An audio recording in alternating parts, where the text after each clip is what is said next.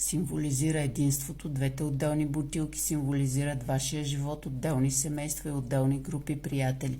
Те представляват живота ви преди днес, преди сватбения ден. В тази връзка пясъчната церемония е добре да се направи преди или след размяната на пръстените.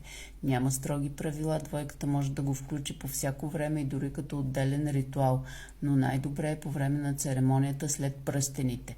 Течащия пясък е смесване на цветовете в единство. Избират се два различни цвята за булката и младоженеца. Пясъчната церемония символизира обединяването на два живота в един. Двата цвята пясък символизират всичко, което булката и младоженеца са били или ще бъдат в бъдеще. Те са завинаги преплетени, точно както живота и любовта на булката и младоженеца.